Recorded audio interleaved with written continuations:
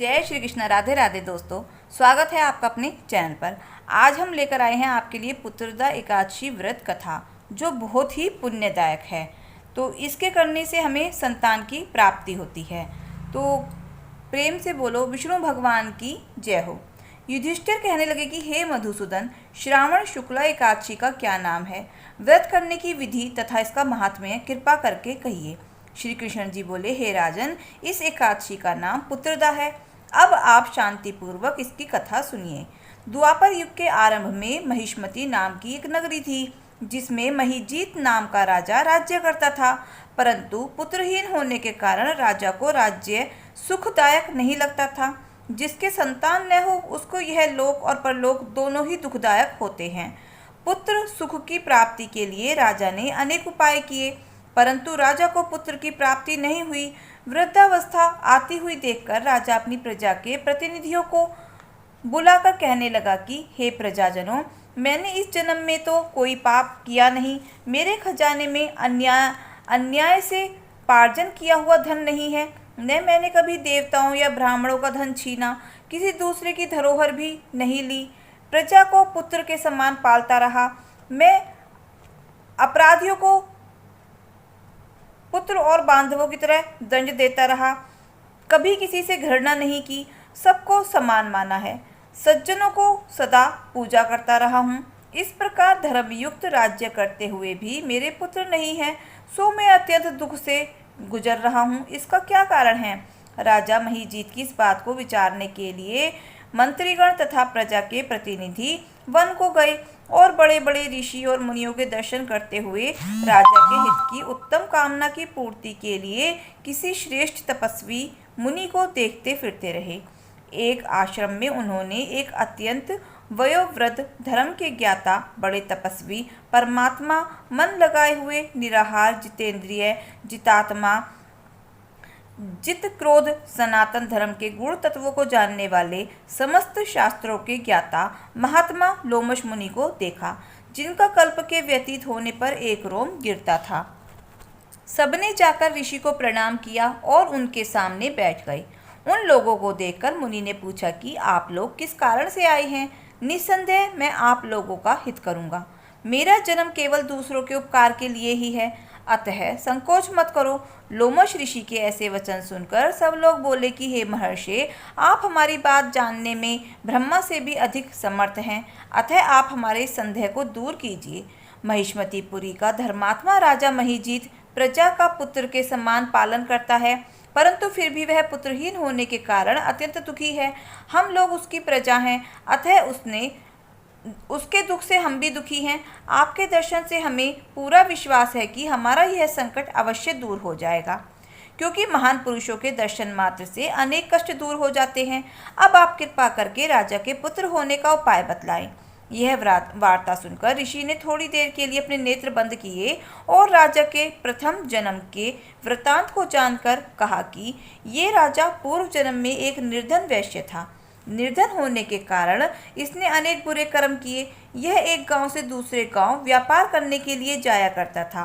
एक समय ज्येष्ठ मास के शुक्ल पक्ष की द्वादशी के दिन मध्याह्न काल के समय, जबकि वह 2 दिन का भूखा प्यासा था, एक जलाशय पर जल पीने गया। उस स्थान पर एक तत्काल की ब्याई हुई प्यासी गो जल पी रही थी। राजा ने उसी प्यासी गो को जल पीते हुए हटा दिया और स्वयं जल पीने लगा। इसलिए राजा को यह दुख सहना पड़ रहा है। एकादशी के दिन भूखा रहने से वह राजा हुआ और प्यासी गो को जल पीते हुए हटाने से वह पुत्र के वियोग का दुख भोग रहा है। ऐसा सुनकर सब लोग कहने लगे कि हे ऋषि, शास्त्रों में पापों का प्रायश्चित भी लिखा हुआ है, अतः राजा का यह पाप नष्ट हो जाए, ऐसा उपाय बतलाइए। लोमश मुनि कहने लगे कि श्रावण शुक्ल पक्ष की एकादशी को, जिसे पुत्रदा एकादशी भी कहते हैं, तुम सब लोग व्रत करो और रात्रि को जागरण भी करो। इससे राजा का यह पूर्व जन्म का पाप अवश्य ही नष्ट हो जाएगा, साथ ही राजा को पुत्र की प्राप्ति होगी। लोमश ऋषि के ऐसे वचन सुनकर मंत्रियों सहित सारी प्रजा नगर को वापस लौट आई। और जब श्रावण शुक्ला एकादशी आई तो लोमश ऋषि की आज्ञा अनुसार राजा सहित सबने पुत्रदा एकादशी का व्रत और जागरण किया। इसके पश्चात द्वादशी के दिन इसके पुण्य का फल राजा को दे दिया। उस पुण्य के प्रभाव से रानी ने गर्भ धारण किया और प्रसव काल समाप्त होने पर उसने एक बड़ा तेजस्वी पुत्र उत्पन्न हुआ।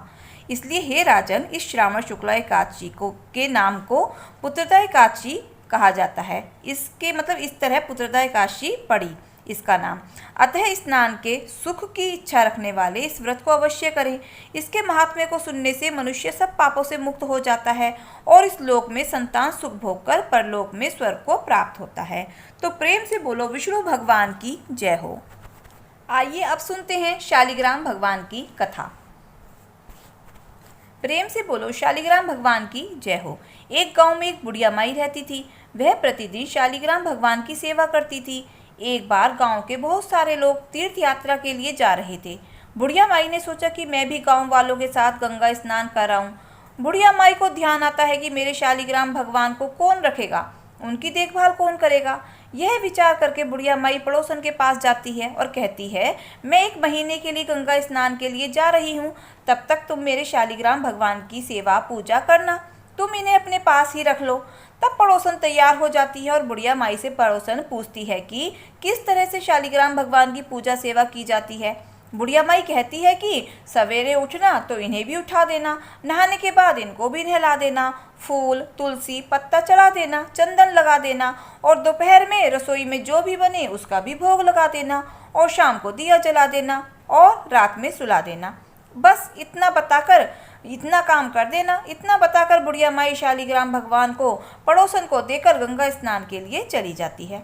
पड़ोसन सुबह उठकर बुढ़िया माई के बताए अनुसार भगवान को जगाती है, फिर स्नान कराती है, चंदन फूल तुलसी पत्ता चढ़ाती है, दूध गर्म करके दूध का भोग लगाती है, फिर दोपहर में खाना बनाती है। एक थाली में खाना निकाल कर शालिग्राम भगवान को भोग लगाने के लिए आती है। तब पड़ोसन देखती है कि दूध तो भगवान जी ने पिया ही नहीं, वह तो वैसे का वैसे ही रखा है, दूध तो ऐसे ही पड़ा है। तब पड़ोसन सोचती है कि क्या पता खाने के बाद दूध पीते हों। फिर पड़ोसन खाने का भी भोग लगाती है और कहती है कि प्रभु जी दूध पी लीजिए और भोजन जीम लीजिए। फिर पड़ोसन अपना काम करने लग जाती है। कुछ समय के बाद फिर आकर देखती है कि भगवान तो जीमे ही नहीं, ताकि मैं भी जीम लूँ। हाथ धोकर देखती है कि दूध और खाना वैसे के वैसे ही रखा हुआ है। फिर पड़ोसन हाथ जोड़कर बोलती है कि भगवान जी दूध पी लीजिए और भोजन जीम लीजिए, आप जीमोगे तभी तो मैं भी जीमूंगी। थोड़ी देर बाद फिर वापस आती है, फिर वही बात कहकर चली जाती है। फिर आती है तो फिर देखती है ना तो भगवान जी दूध पी रहे हैं और ना ही खाना जीम रहे हैं। अब पड़ोसन चिंता में पड़ जाती है और सोचती है कि आज तो पहला ही दिन है, बुढ़िया माई आएगी तो क्या कहेगी और कहेगी कि तूने तो मेरे भगवान को दुबला पतला कर दिया। फिर पड़ोसन हाथ जोड़कर भगवान से प्रार्थना करती है कि प्रभु जीम लीजिए, आप जीमोगे तभी तो मैं भी जीमूंगी। पर भगवान तो जीमते ही नहीं। अब वह भी भूखी बैठी रहती है। यह कहते कहते शाम हो जाती है। शालिग्राम भगवान सोचते हैं कि अब तो जाना ही पड़ेगा, नहीं तो यह जीमेगी नहीं और यह मर जाएगी, फिर इसकी हत्या का पाप मुझे ही लगेगा। फिर भगवान नारायण जी आते हैं और पड़ोसन के घर का भोजन जीमते हैं। अब तो हर रोज यही होता। ऐसे ही करते करते कई दिन हो गए। एक दिन भगवान ने कहा, मैया आज मैं बैकुंठ घूम कर आता हूँ। पड़ोसन ने कहा, नहीं प्रभु, अब कुछ ही दिनों की बात है। भगवान जी कहते हैं मैं शाम को आ जाऊँगा। फिर पड़ोसन मान जाती है। अब रोज यही होता। सुबह भगवान जीम कर बैकुंठ लोक चले जाते और शाम को वापस आ जाते। धीरे धीरे 1 महीना बीत जाता है। उधर बुढ़िया माई भी गंगा स्नान करके वापस अपने घर आ जाती है। फिर बुढ़िया माई पड़ोसन के घर आती है और पड़ोसन से कहती है, ला मेरे शालिग्राम भगवान मुझको दे दे, मुझे बहुत दिन हो गए हैं दर्शन नहीं किया। पड़ोसन ने कहा, अभी भगवान जी बैकुंठ लोक को गए हैं, शाम को आ जाएंगे तब ले लेना। बुढ़िया माई के समझ में कुछ नहीं आता और कहती है, तू मेरे भगवान को अभी दे। उनके बीच में झगड़ा चालू हो जाता है। आसपास के लोग इकट्ठे हो जाते हैं। पड़ोसन बोलती है, इस बुढ़िया माई को समझाओ, जैसे 1 महीना दर्शन नहीं किया वैसे शाम तक इंतजार और कर ले, थोड़ा सा सब्र कर ले। शाम को शालिग्राम भगवान आएंगे तो मैं खुद ही से दे दूंगी। यह बात सुनकर सबके समझ में कुछ नहीं आता कि पड़ोसन क्या बोल रही है। बुढ़िया माई को तो अब गुस्सा आ जाता है। वह गुस्सा हो जाती है और वहीं बैठ जाती है। शाम होती है। भगवान जी बैकुंठ लोक घूम कर आते हैं और मंदिर में विराजमान हो जाते हैं। जैसे ही पड़ोसन देखती है कि शालिग्राम भगवान आ गए हैं, तब बुढ़िया माई से कहती है कि अब आकर ले जाओ अपने भगवान को। तब बुढ़िया माई कहती है, अब तक कहाँ छुपाया था, अब कैसे दे रही हो? वह तो एक पत्थर के हैं, वह कैसे कहीं भी आ जा सकते हैं? तब पड़ोसन के समझ में आ जाता है कि वह भगवान के साक्षात दर्शन करती है।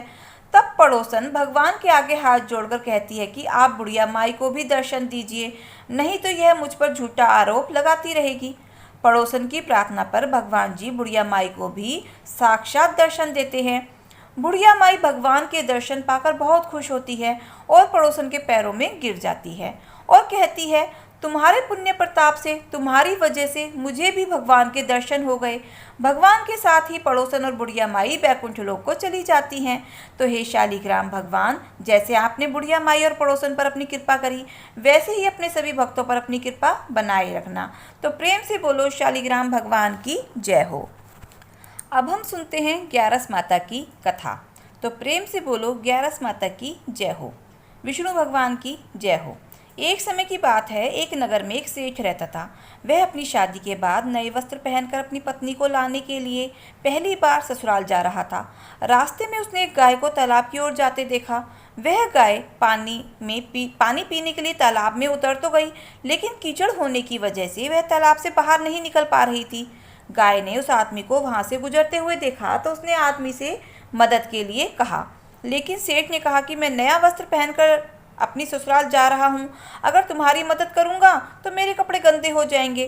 गाय माता तो उदास हो गई और वह कीचड़ में धंसती चली गई। गाय ने फिर उसे श्राप दे दिया, अब से 8 पहर बाद तू गधा बन जाएगा। अब वह सेठ डर गया और गाय से अपनी भूल के लिए क्षमा मांगने लगा, लेकिन तब तक गाय पूरी तरह कीचड़ में दब चुकी थी। वह सेठ पछतावा करता हुआ उदास मन से अपनी ससुराल पहुंचा। जाते ही उसने अपनी पत्नी को लाने के लिए रट लगा दी। सभी ने उसे बहुत आग्रह किया कि अभी तो तुम आए हो, कम से कम एक रात तो यहाँ रुक जाओ, लेकिन वह रुकने के लिए तैयार नहीं था। तब उसकी पत्नी ने कहा, जब सभी लोग इतना कह रहे हैं तो आप एक दिन के लिए क्यों नहीं रुक जाते? तब उसने अपनी पत्नी को गाय के श्राप वाली सारी बात बता दी। उसकी पत्नी उसी वक्त अपने मायके से विदा होकर चल पड़ी, पति के साथ चल पड़ी। 8 पहर बाद वह आदमी गधा बन गया और पूरा दिन घर में पड़ा रहा। कुछ दिनों बाद घर में खाने पीने के लाले पड़ गए। तब उसने अपनी पत्नी से कहा कि मुझे लेकर बाहर मजदूरी करो। तब उसकी पत्नी उसे लेकर बाहर गई और नगर के राजा के यहाँ मजदूरी का काम करने लगी। उसे वहाँ बोझ उठाते हुए लोगों ने देखा और कहा कि तुम्हारे पास तो यह गधा है, फिर तुम बोझ क्यों उठा रही हो? परंतु उसने कोई उत्तर नहीं दिया और अपना काम करती रही। दूर दूर से यह सब राजा भी देख रहा था। उसने भी उससे यही कहा कि तुम्हारे पास तो गधा है, फिर तुम यह इतना बोझा क्यों उठा रही हो? तब उसने राजा से कहा कि यह गधा नहीं है, यह तो मेरे पति हैं। उसने गाय के श्राप वाली पूरी बात राजा को बताई। राजा ने अपने नगर के विद्वानों और पंडितों को बुलाकर इसका उपाय पूछा। तब एक विद्वान ने बताया कि जिस किसी ने 101 ग्यारस का व्रत किया हो, वह अपने पुण्य का फल इसे दे दे तो यह अपने असली रूप में आ सकता है। यहाँ हम आपके 11 का अर्थ स्पष्ट कर देते हैं। 11 एकादशी का व्रत रखने पर 1 ग्यारस पूरा होता है और 22 एकादशी व्रत रखने पर 2 ग्यारस पूरा होता है। ऐसे ही जिसने 101 बार 11 एकादशी के व्रत किए हों, उसके पुण्य के फल से वह आदमी अपने असली रूप में आ जाएगा। राजा ने अपने पूरे नगर में घोषणा करा दी, लेकिन किसी ने भी पूरे 101 ग्यारस नहीं किए थे। कई दिन बाद उन्हें एक बुढ़िया मिली जिसने 101 ग्यारस पूरे कर लिए थे। राजा ने उस बुढ़िया को उसका फल देने के लिए कहा, लेकिन वह बुढ़िया 100 ग्यारस एकादशी का फल देने को तैयार हुई, क्योंकि 1 ग्यारस का फल वह खुद अपने लिए रखना चाहती थी, जिससे कि उसे मोक्ष की प्राप्ति हो और बैकुंठ धाम में वास मिले। इतना कहकर उसने अपने 101 ग्यारस एकादशी का फल उस सेठ को दे दिया। तब वह गधे से मनुष्य रूप में आ गया, लेकिन 1 ग्यारस कम होने के कारण से गधे की पूंछ उसके शरीर से नहीं गई। ग्यारस माता की यह महिमा देखकर उन पति पत्नी ने 11 व्रत करने का निश्चय किया। पति पत्नी दोनों मिलकर एकादशी का व्रत करने लगे। 1 ग्यारस पूरा होते ही सेठ की पूंछ गायब हो गई और ग्यारस माता की कृपा से उनका घर अन्न धन से भर गया। तो हे ग्यारस माता, जैसे आपने सेठ पर अपनी कृपा करी, वैसे ही अपनी सभी भक्तों पर अपनी कृपा बनाए रखना। तो प्रेम से बोलो ग्यारस माता की जय हो। अब हम सुनेंगे तुलसी माता की कथा। तो प्रेम से बोलो तुलसी माता की जय हो। एक गांव में एक भाई बहन रहते थे। दोनों की शादी हो गई। बहन तुलसी माता का नित्य नियम करती थी। एक दिन भाई बहन से मिलने गया। उस समय बहन नहा धोकर तुलसी माता को सींचने जा रही थी। उसने कहा, भैया आप थोड़ी देर बैठिए, मैं तुलसी माता का नित्य करके आती हूँ। भाई को बहन पर बहुत गुस्सा आया। उसने सोचा, मैं तो बहन से मिलने पहली बार आया हूँ और यह तुलसी नित्यम करने जा रही है। भाई ने कहा, बहन तुम आराम से तुलसी पूजा करो, मैं घर जा रहा हूँ। भाई गुस्से में आकर अपनी बहन को 10 पैसे दे दिए और अपने घर आ गया।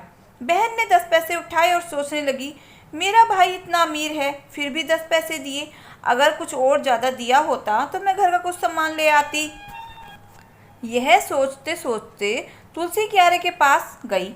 वहीं पर 10 पैसे रख तुलसी सींचने लगी और वहीं बैठकर कथा कहानी कही। बहन 10 पैसे उठाना भूल गई। फूल पत्ती से वह 10 पैसे मिट्टी में दब गए। कुछ दिनों के बाद उस तुलसी के पौधे के बीज से हीरे मोती झड़ने लगे। बहन हीरे मोती देखकर बहुत खुश हुई। तुलसी माता की कृपा से बहन के पास भी खूब धन हो गया। वह सुखी जीवन जीने लगी। तो हे तुलसी माता, जैसे आपने उस पर अपनी कृपा करी वैसे ही अपने सभी भक्तों पर अपनी कृपा बनाए रखना। तो प्रेम से बोलो तुलसी माता की जय हो। अब हम सुनेंगे गणेश भगवान की कथा। तो प्रेम से बोलो गणेश भगवान की जय हो। एक समय की बात है, एक गांव में एक किसान का परिवार रहता था। उस किसान के 5 बेटे थे। सबसे बड़े बेटे का नाम भोला था। नाम के अनुसार ही उसका मन भी भोला था। वह कोई भी काम धंधा नहीं करता था, ना ही अपने पिताजी के साथ खेत में काम करने जाता था और ना ही एक पैसा बाहर से कमा कर लाता था।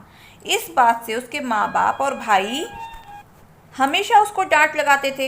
एक दिन भोला की माँ भी परेशान होकर भोला से कहती है, आज तुम्हें खाना नहीं मिलेगा, जब तक तुम कुछ कमा कर नहीं लाते हो तब तक कुछ भी खाने के लिए नहीं मिलेगा।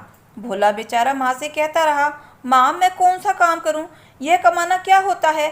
पर माँ ने उसकी एक न सुनी और घर से बाहर निकालकर दरवाज़ा लगा दिया। बेचारा भोला सोचता रहा, यह कमाना क्या होता है। यही सोचते सोचते वह जंगल के पास बने गणेश भगवान के मंदिर में पहुंच गया। वहां जाकर वह लोगों को खोजने लगा, पर उसे कोई भी काम नहीं दिखाई दिया। फिर गणेश भगवान की प्रतिमा के आगे बैठकर बोलने लगा, गणेश भगवान जी मुझे कमाना है, गणेश भगवान जी मुझे कमाना है, मैं कैसे कमाऊं।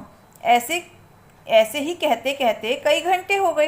गणेश भगवान उसके इस प्रेम से बहुत खुश हुए और प्रकट होकर बोले, भोला क्या बात है, तुम परेशान क्यों हो। भोला ने कहा, आप कौन है। गणेश भगवान ने कहा, मैं गणेशा हूँ। तब भोला ने कहा, गणेशा मुझे कमाना है, पर मैं कैसे कमाऊँ। तब गणेश भगवान ने कहा, भोला तुम कोई काम करो। तब भोला ने कहा, मैं क्या काम करूं, आप बताइए, मैं कौन सा काम करूं और कैसे काम करूं। तब गणेश भगवान ने कहा, देखो इस मंदिर में कितने पत्ते बिखरे हुए हैं, तुम इन्हें इकट्ठा करके अपने घर रखाओ। फिर भोला ने पेड़ की एक बड़ी सी डाली तोड़ी और मंदिर की तरफ से बाहर झाड़ू मारना चालू किया। भोला अपने फटे पुराने गमछे में उन पत्तों को बांधा और अपने घर की तरफ दौड़ा और घर जाकर घर के कोने में पत्तों को रख दिया। फिर मंदिर की तरफ दौड़कर आया। उसे तो बस इस बात की खुशी थी कि उसे काम करना आ गया। उसे लगता था कि इसी को कमाना कहते हैं। फिर से भोला मंदिर के पत्तों को अपने फटे पुराने गमछे में बांधकर अपने घर पर रख मंदिर की तरफ फिर आया। उसकी माँ उसको आते जाते देखकर वह सोचने लगी कि यह भोला आज इतना क्यों दौड़ लगा रहा है और यह अपने गमछे में क्या बांध कर ला रहा है। फिर उसकी माँ घर के कोने में देखने गई तो वहाँ क्या देखती है कि हीरे मोतियों के ढेर लगे हुए हैं। वह तो हैरान रह गई, और भोला आज यह क्या कर रहा है। भोला की माँ को तो लगा कि भोला कहीं से चोरी करके लाया है। तब तक भोला अपने सर पर एक पोटली फिर से पत्तों को लाकर पटका। उसकी माँ भोला को पकड़कर बोली, भोला तुमने कब से चोरी करना सीख लिया है। तब भोला ने कहा, माँ चोरी क्या होती है। तब उसकी माँ ने पूछा कि यह धन तुम कहाँ से ला रहे हो। भोला ने कहा, माँ यह धन नहीं है, यह तो मंदिर के पत्ते हैं। जंगल के पास जो मंदिर है वहीं पर एक आदमी मिला था, उसका नाम गणेशा था। उन्होंने मुझे काम करना और कमाना सिखाया है, मैं तो बस उन्हीं के कहे अनुसार काम कर रहा हूँ। भोला की माँ यह सुनकर समझ गई कि जरूर गणेश भगवान होंगे। भोला की माँ बोली, भोला मुझे भी ले चल। फिर दोनों दौड़कर मंदिर की तरफ भागे। मंदिर में कोई भी नहीं था। भोला ने कहा, माँ अभी तो गणेशा यहीं थे, पता नहीं कहाँ चले गए। भोला की माँ गणेश भगवान की प्रतिमा के आगे झुककर बोली, प्रभु आपने मेरे बेटे पर कृपा करी, आप धन्य हैं, आप कृपा निधान हैं, आप संकट नाशक हैं। भोला पर गणेश भगवान की ऐसी कृपा हुई देखकर भोला का दिमाग भी तेज हो गया। अब तो भोला उस धन से बहुत बड़ा व्यापार शुरू कर लेता है और गणेश भगवान की कृपा से सेठ कहलाने लगा। पर उसने उस मंदिर में जाना नहीं छोड़ा। रोज सुबह होते ही उस मंदिर में जाता, मंदिर की साफ सफाई करता और पूजा अर्चना करता। गणेश भगवान की कृपा से भोला का कारोबार दिन दूना रात चौगुना तरक्की करने लगा। तो हे गणेश भगवान, जैसे आपने भोला पर अपनी कृपा करी, वैसे ही अपनी सभी भक्तों पर अपनी कृपा बनाए रखना। तो प्रेम से बोलो गणेश भगवान की जय हो। दोस्तों, अगर आपको हमारी कथा कहानी अच्छी लगी हो तो प्लीज़ वीडियो को लाइक, शेयर और सब्सक्राइब अवश्य करना। मिलते हैं फिर नई कथा कहानी के साथ। धन्यवाद। ओम नमो भगवते वासुदेवाय। ओम नमो भगवते वासुदेवाय।